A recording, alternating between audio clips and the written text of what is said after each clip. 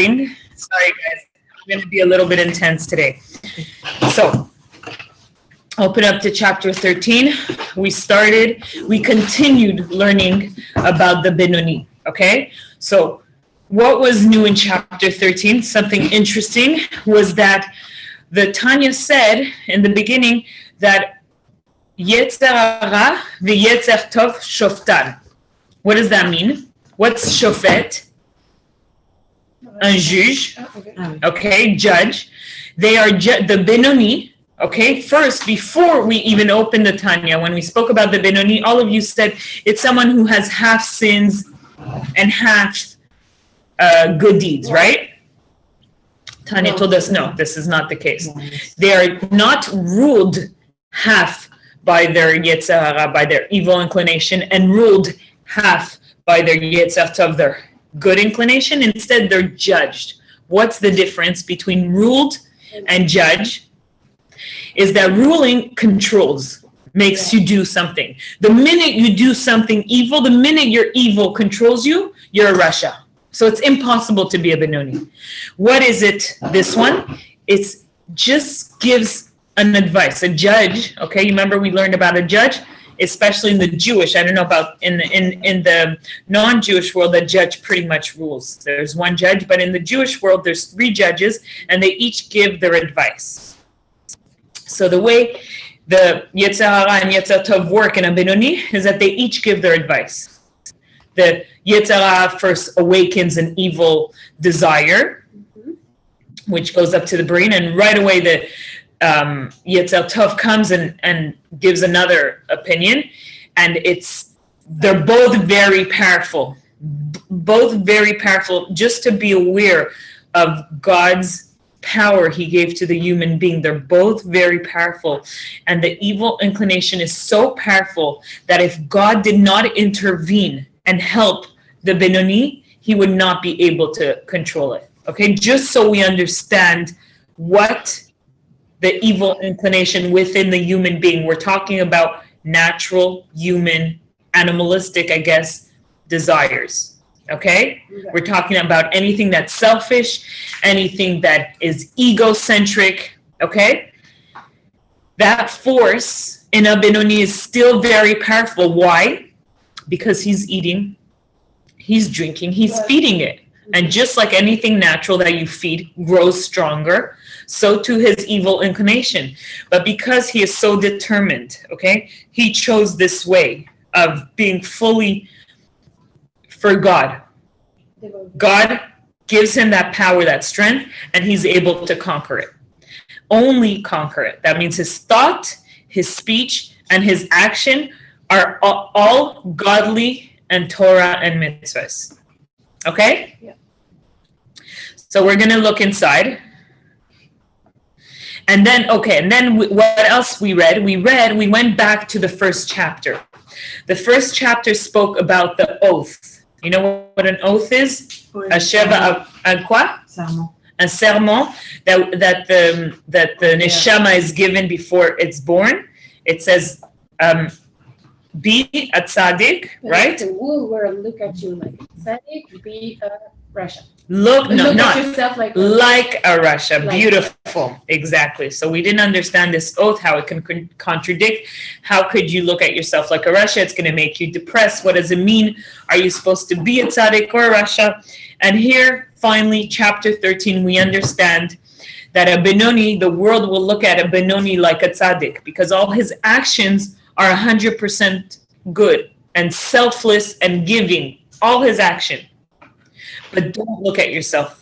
Even if the world, because if you start looking at yourself as a tzaddik, you're going to think you have no evil within you. And because you have no evil within you, you won't even think of fighting it and controlling it, and that's when you're going to slip. So it says, even if the world sees you as a tzaddik, you have to look at yourself ki Rasha, like a Rasha, because you have this exact same thing a Rasha has, which is that evil inclination pumping and giving you those desires. Okay, so it's interesting. I like, when I study something, I like to be able to relate. For me, Benoni is a super high level. Yeah. I can't even imagine of constantly conquering your evil inclination. I'm selfish, I'm egocentric, and it's normal, it's healthy, it's powerful to be able to conquer it. But to know that God put that within us and made it powerful to the point that unless you choose fully in your mind to go in that path, you need God's help. You can't do it yourself. Makes it more like, okay, we're human. We're imperfect. We have to remember that, because I think that's what stops us from going to worse places. And that's what the Tanya says. If he would see himself as a tzaddik, as a perfect person, right? Because he's only doing good deeds, he can sin and fall lower than what he is now. Lower than a Benoni and lower than a Rasha, because he's so blinded by what he really is. So just being aware of that power we have within us, whether negative or positive, is very, very important. Ça me fait penser à un parallèle qu'on peut faire dans la vie de tous les jours aussi, à ne rien prendre pour acquis. When you say, look at yourself like a Benoni, don't take anything for granted. Like, you always need God helps. Like, even when you're at the top, or even if you think you are healthy, or you always need to consider yourself like if, and not the way. Exactly. Beautiful. That's very, very powerful. Actually, I was just telling that to someone today, that the older I grow, I don't know why young people, and I'm talking for myself, we think we can figure. No, but when I'm talking 20s, in my 20s, I thought I could do anything. The older I got, the more I realized that I need other people, and I need, of course, ultimately God for help. But I didn't always think that. Like, I was independent. I don't need anyone. And I think it's a beautiful thing. I didn't have kids. Even when I had kids in the beginning, you think you can do anything. And it's beautiful to have that, you can't do it on yourself. Like, don't think exactly what you said. Thank you, Dorit. Okay. Velo lamin le'ha'olam. I don't know if you guys see where we are. It's going to be hard to, let me see. I'm going to find it in I opened you over there. I have page 202. 202? Okay, That's so let me see. We left off. Okay, so so let me find it, because I couldn't remember exactly which place we were. Let me see. No. I can't find it here. 1 minute.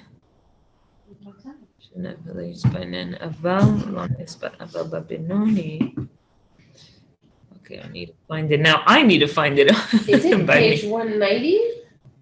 1 minute, je vais te trouver. I just want to find the right place. Parce que moi, tu m'as mis le. Mais on était déjà un peu avancé. Hein. Elle m'a mis la page ici sur le 190. Mais non, c'est pas la même page ici. Toi, you're good. Moi, où je t'ai mis, c'est bon. Attends, I need for some reason, I don't find it. Attends, peut-être ils arrêtent pas la même chose.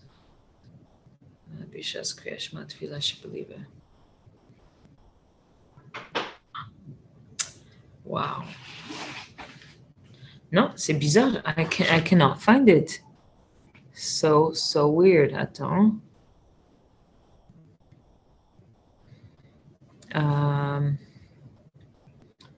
Okay, I found it. Okay. Just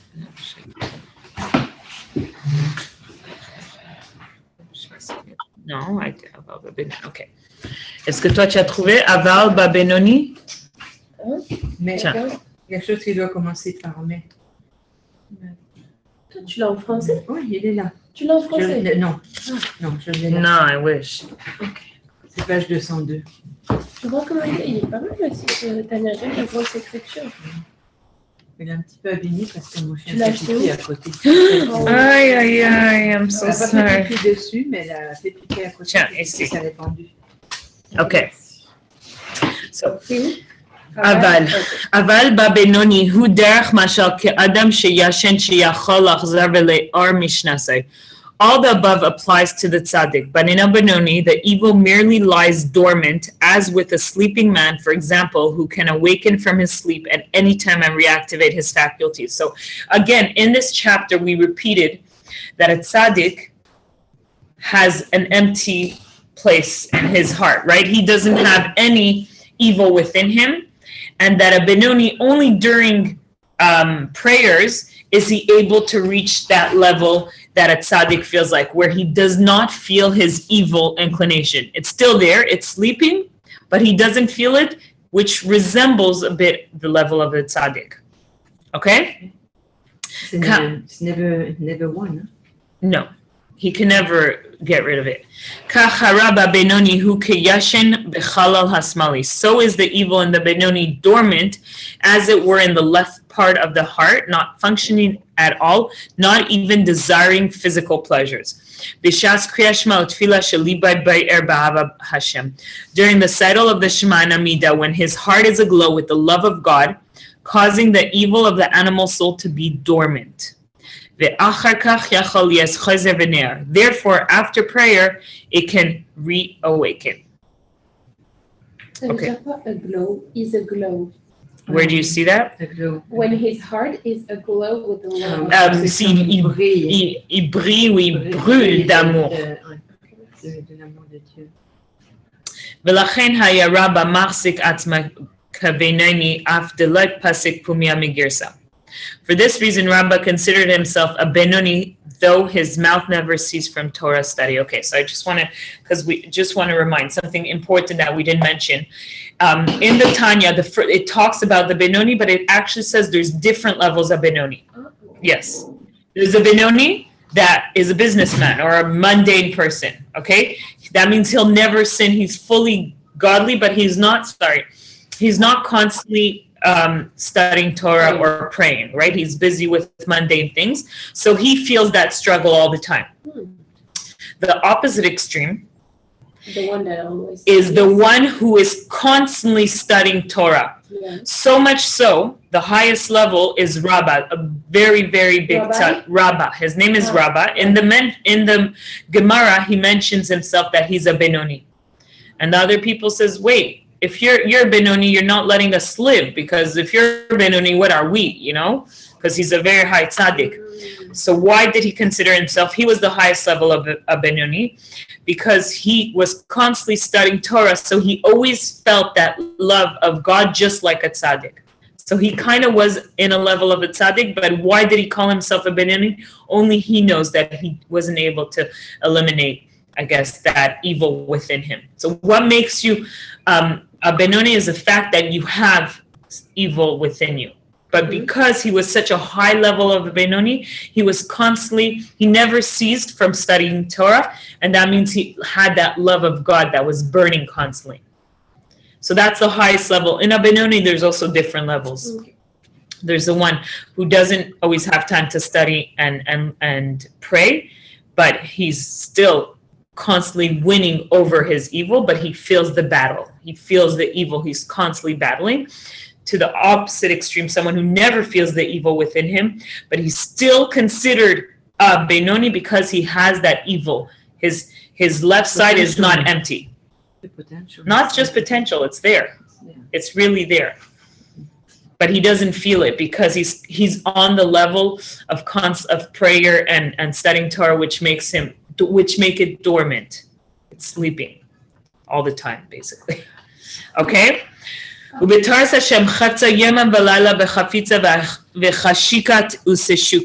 his desire was in studying God's Torah day and night with a craving, desire, and longing. His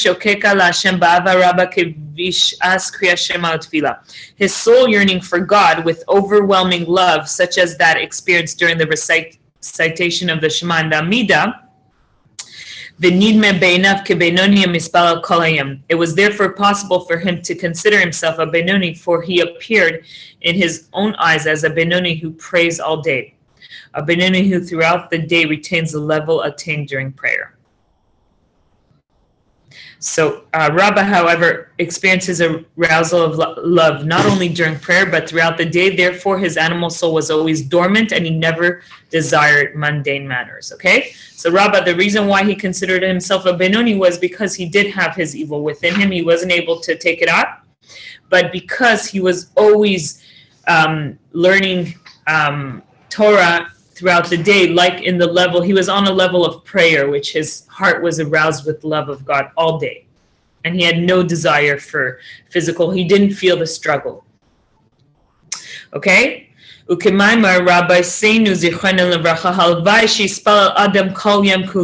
indeed our sages have said, would that a man pray the whole day long? So there's a pasuk that our sages say, like, what does it mean? It would be amazing if a man could be on the level of loving God and not feeling his evil within him all day long. That's what it means. Okay, but Benoni needs this, or like somebody really almost perfect. Okay. But how can a person be perfect by studying the Torah all the time when studying the Torah isolates you with God, which is very nice. But what about the rest of the human? Well, most of these tzaddikim were teachers also. They immersed themselves in Torah, but they taught it too. They had students and they raised. Rabba was a teacher, was a very good teacher. Yeah. So, but it's a good question. It's a very good question, because the love of God goes through the love of humanity. For sure. But we do know that there are tzaddikim in this world, 36 tzaddikim that constantly learn Torah, and if they didn't, the world wouldn't exist. So there's some people that their job. They have kids and everything. I don't know who they are. Yeah. Ils ont eu des enfants. Bien sûr qu'ils avaient des enfants. Rabbi Shimon Bar Yochai, il avait un fils. Mais But they were not on the same level. C'est Oui, eux, il faut que tu c'est des énormes tzaddikim. Mais aujourd'hui aussi, il y a des tzaddikim. Chaque génération, il doit avoir des tzaddikim. Ils sont cachés. Mais dans les temps du Baal Shem Tov, c'était comme the mission to find them. It was like a whole thing. It was like a secret club. But today, I have no idea. Il y a personne qui essaye de. C'est pas qu'on essaie, like, I don't know, how would we? À quoi ça servait dans le temps? À quoi ça servait, c'est le Baal Shem, I don't know. C'était une autre, I don't know. J'en suis sûre qu'il y a des gens qui sont into this, ça c'est un tzaddik. Mais pour nous, quand tu apprends c'est quoi un tzaddik dans le Tanya, you realize it's not what you think, but it's not your eyes. The thing with these people, in the time of the Baal Shem Tov, there's a lot of stories. They were simple, dressed like regular workermen. Yeah. And he would tell, what was the story? The Baal Shem Tov knew all the secret tzaddikim, and he would send them on special mission. He would send his chassidim sometimes to give them messages, and only after the chassidim realized that they were, they're really a tzaddik, but only after. Because if they revealed them, they usually would pass away. Like it's something like it has to be secret. It was crazy, crazy stories. If you want, once we can go into those stories, beautiful stories, but they were always like people you wouldn't think that they were dressed. Sometimes they didn't even look like religious men. Right. But of course, they kept all Torah mitzvahs. They just did it in hidden for whatever reason. But do they all know that they are tzaddikim? That's a good question. Not always, but I think some maybe tzaddikim without knowing it. I think it could happen. I think in the stories it could happen that they weren't aware of it, and the Baal Shem Tov would like give them a message or something, and then they realized that And they have to be Jewish. They cannot be tzaddikim. Well, there's tzaddikim also in the non-Jewish world, but the ones who hold the world is the Jewish. 36 hidden tzaddikim are the Jewish. Yeah. Okay, so let's continue. It gets very interesting. Now,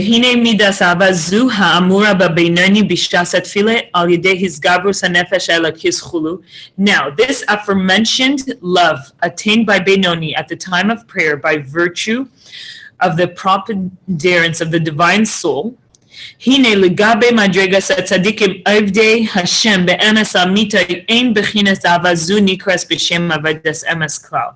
When compared to the standard of the tzadikim who serve God in perfect truth, this love is not called true service at all. Okay, do you hear what I just said? That means the love that a Benoni has, that only comes during prayer and then goes away, that love, if a tzaddik had it, it's not a true service. If a tzaddik had a love that just came when he would pray and then go away, it wouldn't be true. So a question comes, since it passes and disappears after prayer.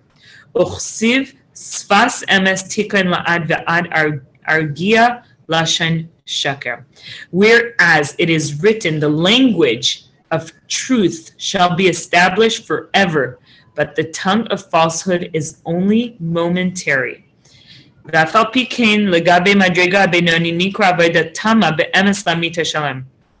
so this I'm going to explain what the Alter Rebbe said. So if for a Benoni, right, only during prayer he has that love, his thing is dormant, he feels connected to God. After that it leaves. If a tzaddik has that, he's not a real tzaddik. It's not truth. This is not real love for God.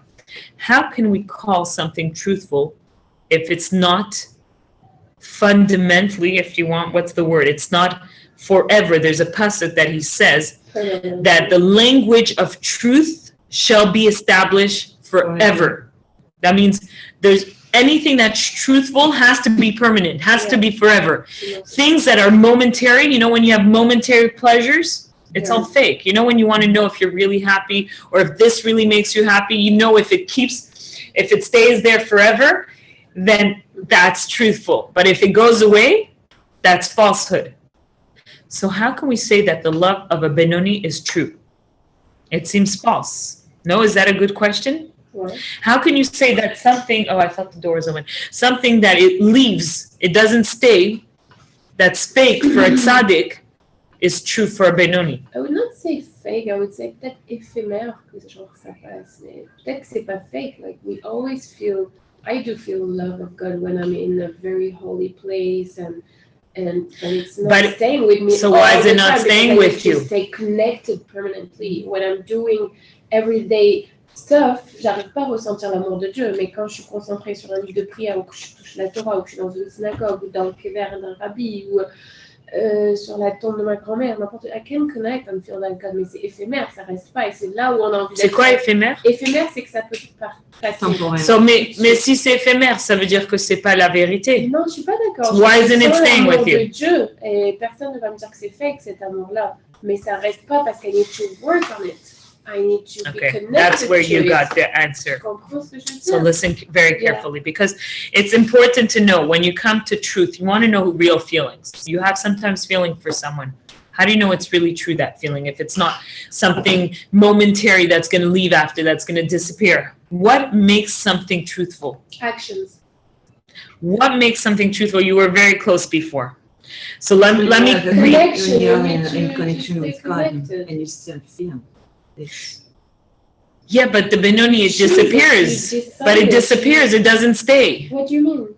The love that a Benoni has comes and goes. You said you feel holy in certain places. Yeah. And if you feel connected to God, it's supposed to be there all the time. How do you know what's really true? I would not use that word. It's not truth. That's not a good word then. Je veux pas contredire le Tanya, mais Tu contredis pas le Tanya because you're very close. I really need to work on it. So that's where you're saying you got the secret. Okay, so let me just read.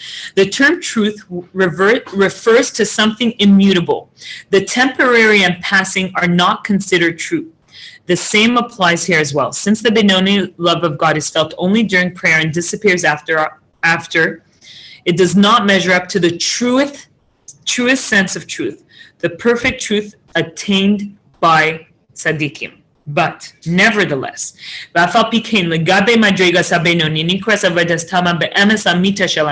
nevertheless, in relation to the rank of the Benoni, this level of love is regarded as a truly perfect service in terms of their level of truth. So the Tanya teaches us something huge over here. For a tzaddik, if he had that temporary love, that wouldn't be truthful for him. That's false.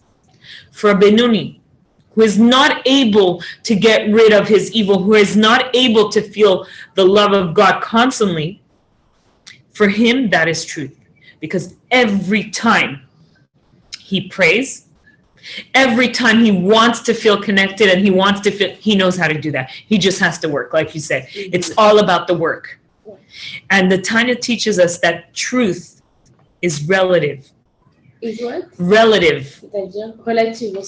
You know the whole relatively concept? That means for a tzaddik, that wouldn't be truthful. What you feel wouldn't be truthful. For Benoni, what you feel wouldn't be truthful. But for you to know that when you work and you want to connect, you feel that love of God, that is truth for you. Yeah. For the other people, it may not be. Oui, For the Benoni, he wants to feel that love of God. He wants to cancel out or put his evil to sleep. He knows what to do. He just has to work. Like you said, he just has to work. So for him, that's truth. Ish kefi madregas mi madregas habenoni. In each man relative to standing in the category of the Benoni, their love to which they possess only during prayer, in turn, the language of truth shall be established forever. Their love is true and permanent, though manifest only during prayer. Since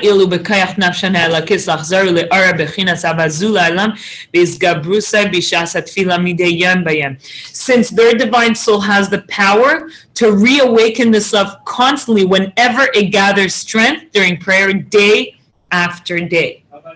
By means of the spiritual preparation appropriate to each soul's quality and rank. The higher the level of the soul is, the less preparation it requires to awaken its love of God. Regardless, every soul has a capacity to arouse its love of God during prayer. Okay, this is huge. Why? This was a huge lesson. You know, when the Rebbe back, bless you. When the Rebbe in the 60s started this campaign of tefillin, all the religious Jews, you know, that were in Chabad were against him. They're like, how dare you put tefillin on... mission, like? No, on people who are not religious. Ah, il mettait des Il a dit de sortir et de mettre les tefillin, you know? À tout le monde, même à tout le monde. Juif, quoi. And he said, how dare, they're not pure, they're not, you know, they didn't wash the hand, like, there's a whole... process. There's a whole process, exactly. But the Rebbe was able to see that for you, it may not be good. For you, you need to wash your hands in the morning. You need to do that. And then you could put tefillin. But each one to his level. Why take away a mitzvah or an opportunity for him to connect to God? And who knows, maybe this small act will bring Exactly. So this truth, I think a lot of people, I think this is another issue that we have today, is that people believe there's one truth for everyone. Because it makes sense to say that truth, if it's truth for everyone, right? You can't say your truth is not my truth. You know, how can you say that? And it's something that I always struggled with. Is universal, should be universal. The definition should be the same for everyone. Right. But it's not. Mais normalement, oui, parce que c'est un concept très précis, très clair. Mais justement, la vérité, c'est ça. La vérité, c'est la vérité. Mais c'est relatif à chacun. Exactly. So that's where the Tanya teaches us something huge, that according to your capacity, according to your strength, according to your level, according to everything that consists of you, truth is relative. There was... here, we're going to read it. Okay, I'm going to read the English because it's so interesting what it says. The Benani's love of God is thus constant, since it is either in an active revealed state or it is in a potential and can be revealed at any moment throughout the day. Okay? One difficulty yet remains. How is it possible for the same level of service to be considered untrue by the standards of tzaddikim and true with regard to Benoni? Is truth not absolute? Okay, that's what Dorit says. Is truth not absolute? For a Benoni, it's true what he's doing, right? We agree to that it's true for him. But how can something true for one person be false for another person? Because I think what's required of each of us is according to what we have received. So this matter is now explained as follows. Very good. The quality of truth is to be found on every level. And each truth means the essence and core of that level. Truth is defined as that which agrees with the essence of that particular level where it is measured. The truth is the same everywhere. But how do you measure it? According to that level. Do you understand? So there's actually an example. I don't know if it's going to explain it, but I thought it was huge. Ki hine midas emes hi midase shel Yaakov hanikra briach hatichon hamavriach min hakatze el hakatze. Truth is the attribute of Jacob, okay, who is called the middle bolt, which secures everything from end to end. Okay, so what's this middle bolt? What's a briach hatichon? There's the Mishkan. You know what the Mishkan is? The tabernacle. Mm-hmm. The way it was built was pieces of wood. I wish I had a picture. I have a picture at home. I might have Mishkan. So it was pieces of wood. Let's see if they have images. Okay, yeah. Look at this. Do you want me to share? Let me share it with you also. 1 minute. Let me just make it bigger.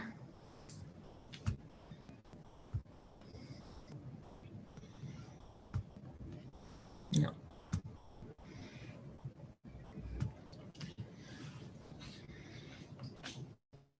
Okay, let me find the picture. I know how to make it big.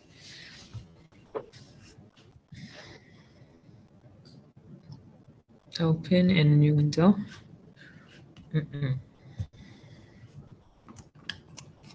Open image, a new tab. Okay. It's not so big. Oh, it's okay. Okay, so let me share with you so you can see. Desktop, share. Okay. Oh. Over here, this is the Mishkan. It's showing you inside. So I need to turn around. Ouais. So do you see the pieces of wood that are attached? Oui. Mm-hmm. Do you see there's one thing that goes in the middle? Oui.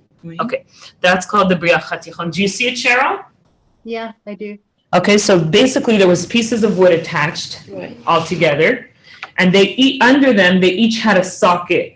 Half of the socket was attached to one side, and half of the socket was attached to the next, right? Mm-hmm. So they were each interconnected, like a Lego. There's one in the middle that has the Then there was one in the middle called briach hatichon that pierced. There was a hole in the middle and went through each one of them. So the Alter Rebbe said, can I turn it around? Ouais, ouais. He said that when you're talking about truth, he brings briach hatichon, Ah ouais. which is that truth that goes through the middle. It's the same stick, but it goes through the middle of every different, pulls and souls, exactly, and levels. And that same truth is the same truth everywhere. But according to it's going to be in a different middle. Do you see? It's going to be in a different center according to the different stick. Okay, ça, j'ai...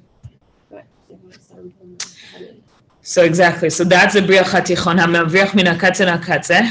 Just as the middle bolt in the tabernacle secured and bolted together all the boards by passing through them all.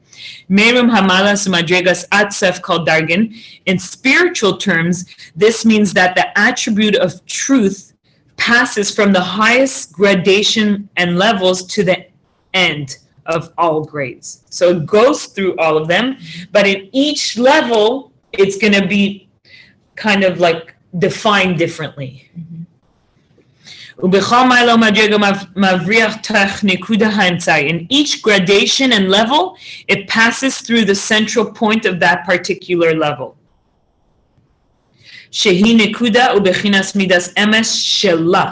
Which is the point and quality of that level's attribute of truth.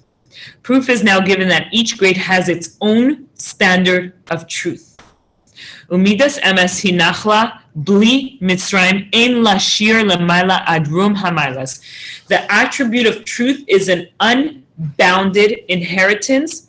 It has no upper limit to the highest of level. Quelqu'un peut me traduire cette phrase? So, the attribute of truth, okay, tu sais c'est quoi ça? C'est l'attribut de la qualité de la vérité. Il n'est pas contraint, Unbounded inheritance. n'est pas contraint, n'est pas. Unbounded, c'est contraint? Oui, Ouais. unbounded, ça veut dire c'est pas restrict, il n'y a pas de restriction. It has no upper limit parce que ça monte au plus haut niveau. Alors, attends, elle n'est pas quoi? Ça veut dire que la vérité peut se retrouver partout. La vérité. Tu peux pas limiter la vérité. It's not bounded to anything. That means in every level, in every person's lives, in every thing. Ça veut dire quoi qu'une vérité n'est pas limitée? Ça veut dire, tu peux pas dire que la vérité, elle est que chez les tzadikim, mais elle est pas chez eux. Elle est exclusive. Exactement. Elle est Pas exclusive du tout. D'accord.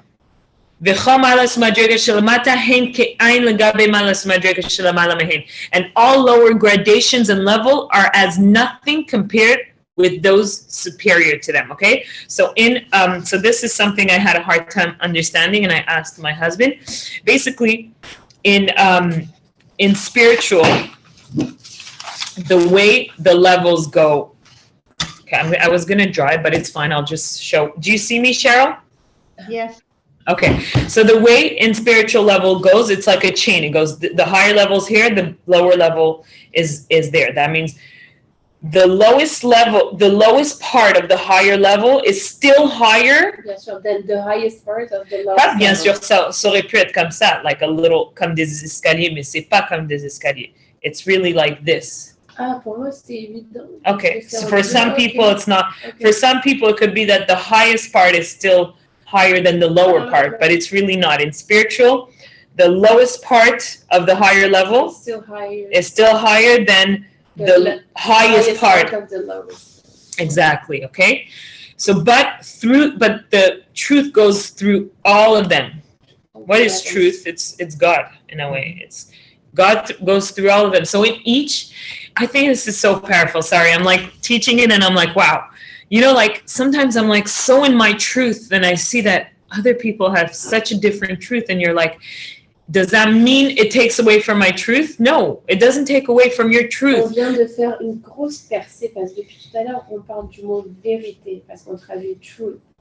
Mais pendant que tu parles plus on avance, je ne sais pas si Marie, tu seras d'accord avec moi, je pense que le vrai terme, ça serait la réalité. C'est exactement ce que That's La je you. réalité. Et au moment où tu l'as dit, et la phrase préférée de Réal, que j'adore me dire mon ex, c'est ta réalité n'est pas la réalité. Comme arrête de t'imaginer des choses, ça c'est ton monde d'imaginaire à toi, c'est pas ça la réalité. Et c'est vrai. Et là, je rejoins que la réalité, elle n'est pas exclusive parce que ça serait pire que pas exclusive. Je dirais que la réalité, elle est subjective.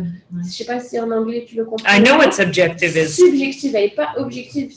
Chacun, il a sa réalité. Yeah. Comme la beauté, chacun ses critères de la beauté.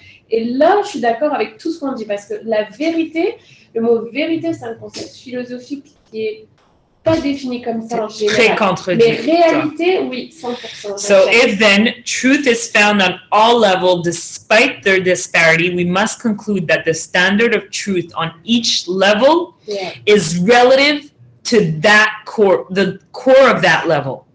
In support of his statement to the lower levels and grades are comparable to the higher ones, the Alter Rebbe cites. Okay, so he brings a pasuk from the Torah.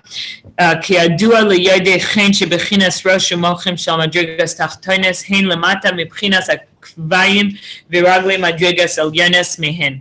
As is known to the students of the Kabbalah, the quality that is the head and intellect, the highest level within lower grades, is still inferior to the souls and feet of the very lowest level within the higher grades. Il faut être concentré. Okay, but it's exactly what we're saying. It's a picture like I was trying to see. As our sages say, the feet of the Chayot surpass all those levels lower than them, including the highest level degree within those lower level. Okay, the attribute of truth then is measured according to the standard of each level. We may thus conclude that the divine service of Benonim is considered true service relative to their level, although when compared to the service of Tzaddikim, it is not considered true since it passes after prayer. Et c'est pour ça qu'on a Rosh Hashanah qui pour être jugé, on est chacun jugé à notre niveau, Yes. I guess. I think it's Un huge, Bénoni, huge, huge. Un tzaddik ne va pas être jugé de la même façon qu'un rachat. This is where it makes it when you're learning about all these high levels and you're like, wait, I cannot attain this. Like, how's this possible? I'm considered so bad. But when you understand that God knows your strength, God knows where you come from, God knows your level, according to your level, are you doing the best you can do? Are you connecting to your truth? Are you, It's a very powerful love from God too, because that's respecting the individuality. Yeah. Like, if I think about your family, you will probably expect a little bit more from you and your children, etc., because you're all raised in a very holy type of environment, and you will probably expect a little bit more from you than you would expect from somebody Bien sûr. raised Dans un milieu plus laïque. Ouais, Ouais. absolument. right. Ce qui est effectivement un acte généreux parce que, ouais, on pourrait Et c'est très jugé, difficile à arriver à ça. Like, you're always constantly, okay, this is in one aspect, let's say in the Torah aspect, but I'm saying even in our daily lives, we're constantly judging people and like, you know, or comparing or our truth and their truth or trying to impose ideas. But if you take that always aside, do it against our own Yeah. level. if you realize that, you know, not everyone has the same truth, and you know, you can still give over messages and like we're still learning without that's the beauty of Tanya. It's like you're able to learn something without imposing any ideas on anyone. Like the Tanya is really giving space to everyone to be who they are. Exactly, by explaining things like the Benoni, what he is, what he has, his evil side, his and his limitation, his strength, his capabilities, all our capabilities. Where, you know, it gives us. This is where we can connect as being individual, as having our own truth, like the Tanya says, and I think it's very powerful. So thank you, Cheryl. I'm gonna stop recording.